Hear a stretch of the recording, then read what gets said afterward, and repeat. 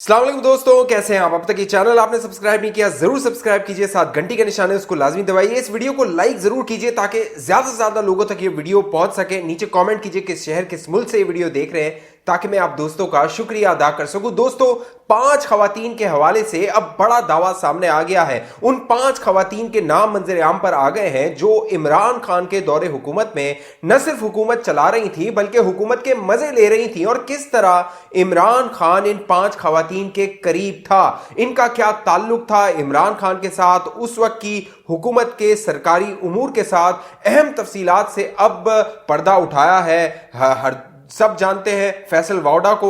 जब फैसल वावड़ा बोलने पे आता है तो वो बड़े बड़े इंकशाफात करता है। तो अब फैसल वावड़ा ने बड़े इंकशाफात कर दिए हैं। वो 5 खवातीन कौन सी हैं? नाम फैसल वावड़ा ने उन 5 खवातीन के नहीं लिए, लेकिन इस वीडियो में मैं आप दोस्तों को उन 5 खवातीन के नाम बताने वाला हूं और उनका इमरान खान और उस वक्त के वजीर आजम हाउस से क्या कुछ ताल्लुक था। लेकिन दोस्तों, पहले बात कर लेते हैं जनरल फैज हमीद की। वही जनरल फैज हमीद जिसने अपनी इज्जत नीलाम कर दी इमरान खान की मोहब्बत में। जिस तरह इमरान खान को इक्तिदार में 2018 में लाया गया, जनरल फैज हमीद तो उस वक्त डीजीसी हुआ करते थे। 2018 के इंतखाबात में जो कुछ जनरल फैज हमीद ने किया, या तो कोई जज ऐसा आ जाए जो जनरल फैज हमीद का एहतसाब कर सके, या फिर जो खुदा ताला की अदालत है, यौम हशर है, उसमें जनरल फैज हमीद को बताना होगा कि किस तरह के उसने जो मजालिम थे वो डाए थे इमरान खान को इक्तिदार में लाने के लिए। दोस्तों, मामला ये हुआ, इमरान खान और जनरल फैज हमीद की जो मोहब्बत थी वो बहुत कुर्बत, बहुत करीबी थी। इसीलिए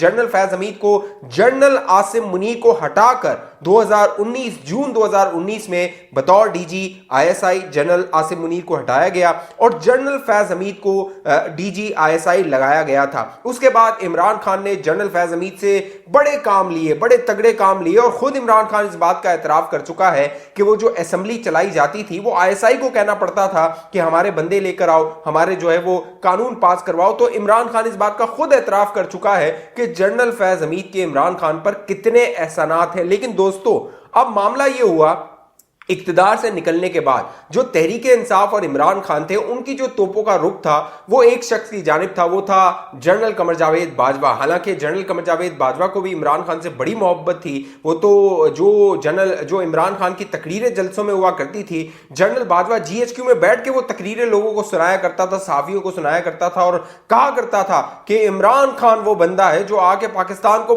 तब्दील करके रख देगा। लेकिन उसने जो जनरल बाजवा के साथ किया, जनरल बाजवा को भी जो है ना लक पता गया होगा। मामला यह हुआ, जो जनरल बाजवा थे वो तहरीक इंसाफ और इमरान खान के निशाने पे थे। इमरान खान, मीर जाफर, मीर सादिक और क्या कुछ जनरल बाजवा के बारे में जो है वो इमरान खान ने नहीं कहा। हालांकि जनरल बाजवा यही इमरान खान का मौसिन था जो नवाज शरीफ को जो है वो नाअहल करवा के, नवाज शरीफ को सियासत से बाहर करवा के इमरान खान को इक्तिदार में लेकर आया था। लेकिन बाद में जनरल बाजवा ने भी अपनी कानों को हाथ लगाए कि इमरान नियाजी उसको टक्कर का बंदा मिल गया था। मामला यह हुआ कि जो जनरल फैज हमीद था, क्योंकि पार्टनर इन क्राइम ये सब थे, जनरल बाजवा भी था, जनरल फैज भी था, इमरान खान भी था, ये सब मिलके जो है वो एक दूसरे के कह लीजिए कि मफादात का तहफ़्फ़ुज़ कर रहे थे। तो जनरल फैज हमीद जो है वो तहरीक इंसाफ और इमरान खान के शर से महफूज था। अब तक जनरल फैज हमीद पर ना कोई इल्जाम लगाया गया, ना कोई उसके करतूत बताए गए, ना कोई ये बताया गया कि जनरल फैज हमीद ने हमारे साथ धोखा कर दिया, डबल गेम कर दी। लेकिन अब दोस्तों,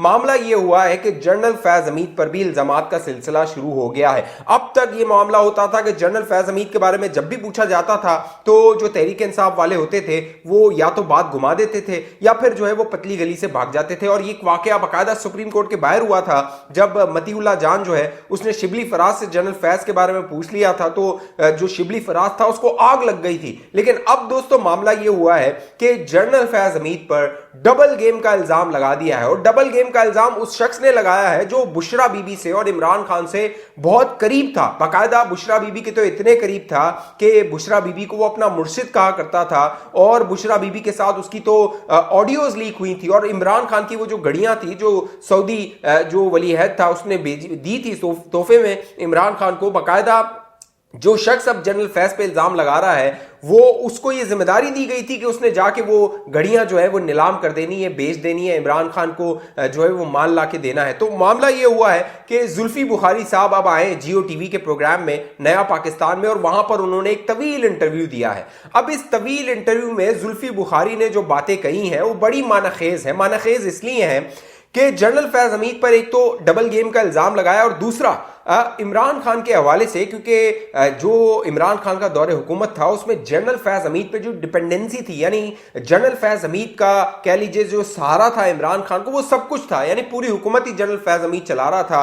तो जुल्फी बुखारी के मुताबिक हमें बतौर जो है वो हुकूमत के किसी एक आदमी पे रिलाय नहीं करना चाहिए था। यानी अब जुल्फी बुखारी तस्लीम कर रहा है कि जनरल फैज हमीद को हमें अपना माई बाप नहीं बनाना चाहिए था, और साथ साथ एक आदमी के बदले हमें इदारे से ताल्लुकात इस्तवार करने थे। अब जो इमरान खान और तहरीक इंसाफ ने किया था दोस्तों, मामला ये हुआ था कि जनरल बाजवा और जनरल फैज हमीद ये दोनों कह लीजिए खिड़कियां थी इमरान खान के इक़्तिदार के लिए, और तमाम मामला ये दोनों जो है वो इमरान खान के हल करवा देते थे। और जनरल बाजवा तो इतना सहर में मुब्तला था, आपको जैसे मैंने पहले बताया कि जनरल आसिम मुनीर को बतौर DGISI इतवार के रोज जो है वो उसकी छुट्टी करवा दी थी जनरल जो इमरान खान था उसकी एक फोन कॉल पे जनरल बाजवा ने। लेकिन बाद में वही जनरल आसिम मुनीर जो है वो आर्मी चीफ बन गया, जो जनरल फैज हमीद था उसका ख्वाब चकनाचूर हो गया। लेकिन जुल्फी बुखारी ने यह इल्जाम लगाया है कि जनरल फैज हमीद जो था वो बतौर DGISI जो मालूमात होती थी वो वजीर आजम को मैनिपुलेट करके देता था, यानी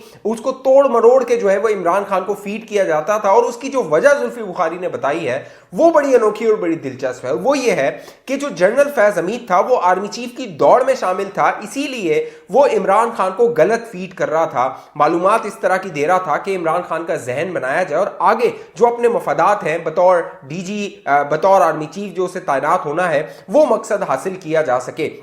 अब मामला ये है कि जो इमरान खान का दौरे हुकूमत था उसमें इमरान खान खुद भी चाहता था कि जनरल फैज हमीद को अगला आर्मी चीफ बनाया जाए, ताकि जो आगे की कह लीजिए हुकूमत है वो आगे जो इंतखाबात होने हैं, आपको याद होगा उस वक्त एक बड़ी शोशा छोड़ा गया था EVM मशीन्स का, इलेक्ट्रॉनिक मशीन्स का, वो भी जनरल फैज हमीद के जहन की इख्तरा थी। क्योंकि जनरल फैज हमीद ने सोचा हुआ था कि मैं 2022 नवंबर में जनरल बाजवा के बाद आर्मी चीफ बन जाऊंगा, फिर 2023 में इंतखाबात होंगे तो EVM के तहत हम इंतखाबात करवाएंगे, और फिर इमरान खान को 2/3 अक्सरियत दिलवाई जाएगी, फिर मुल्क में जो सदारती निज़ाम है वो नाफिज कर दिया जाएगा, और फिर ताहयात मजे लिए जाएंगे, हुक्मरानी की जाएगी। लेकिन सारे वो जो ख्वाब थे वो चकनाचूर हो गए, मलिया मेट हो गए। तो ये अब मामला है, जुल्फी बुखारी ने ये बड़ा दावा किया है जनरल फैज हमीद के हवाले से और डबल गेम का इल्जाम लगा दिया है। लेकिन इमरान खान साहब जो है दोस्तों, 5 खवातीन ऐसी हैं जिनके हवाले से अब फैसल वाउडा ने दावा किया है। यानी एक जानिब तो जनरल फैज के हवाले से जुल्फी बुखारी कह रहा है,